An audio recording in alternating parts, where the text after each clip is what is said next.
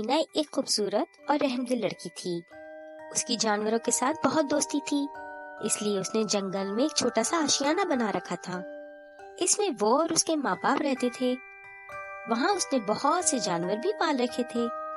وہ اپنا زیادہ تر وقت ان کے کھانے پینے اور ان کے ساتھ کھیل کود میں گزار دیتی تھی۔ جنگل کے ساتھ ہی ایک تالاب بھی تھا جس کا پانی مینا اور اس کے گھر والے پینے اور نہانے کے لیے استعمال کرتے تھے۔ وہ اپنی اس چھوٹی سی دنیا میں بہت خوش تھی کہ اچانک اس کی پیاری سی دنیا کو کسی کی نظر لگ گئی۔ ہوا یوں کہ ایک روز اس ریاست کا بادشاہ وہاں اپنے ساتھیوں کے ساتھ شکار کے لیے دھمکا۔ اسے مینا کا پالتو مور بہت پسند آیا اور وہ مور اس نے اپنے ساتھ لے جانے کا فیصلہ کر لیا۔ مینا روتی رہی، چلاتی رہی، لیکن بادشاہ نے اس کی ایک نہ سنی اور اس مور کو اپنے ساتھ محل لے آیا۔ مینا نے آس پاس کے لوگوں سے اپنا مور واپس لانے کے لیے مدد مانگی، لیکن کسی نے بھی مینا کی مدد نہ کی۔ کوئی اور راستہ نہ پا کر آخرکار مینا نے اپنی مدد آپ کرنے کا فیصلہ کیا اور اپنے تمام جانوروں اور تالاب کو لے کر بادشاہ کے محل کی طرف چل پڑی۔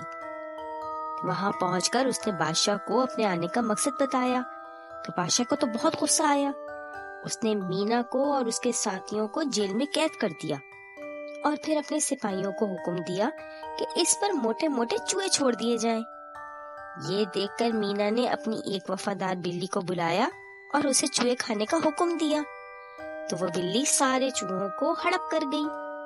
اگلی صبح جب بادشاہ نے مینا اور اس کے ساتھیوں کو صحیح سلامت دیکھا تو اس نے سپاہیوں کو حکم دیا کہ ان سب پر ہاتھی چھوڑ دیا جائے، مگر مینا نے اپنی خاص چوٹی کی مدد حاصل کی جس نے ہاتھی کی سونڈ میں گھس کر اسے مار ڈالا۔ اگلی صبح بادشاہ نے اپنے سپاہیوں کو حکم دیا کہ اس لڑکی مینا کو میرے پلنگ کے ساتھ باندھ دو اور کھانا پینا بند کر دو، اچھا ہے یہ بھوکی مر جائے گی۔ چنانچہ ایسا ہی کیا گیا۔ رات کو مینا نے اپنے ساتھی تالاب کو بلایا جو بادشاہ کو پلنگ سمیت بہا کر لے گیا۔ یہ دیکھ کر بادشاہ خوف سے چلانے لگا اور اس نے فوری طور پر مور کو آزاد کرنے کا حکم دے دیا اور اس طرح مینا مور کو واپس لے آئی۔ مینا اپنے ساتھیوں کو لے کر واپس جنگل میں آ گئی اور سب وہاں ہنسی خوشی رہنے لگے۔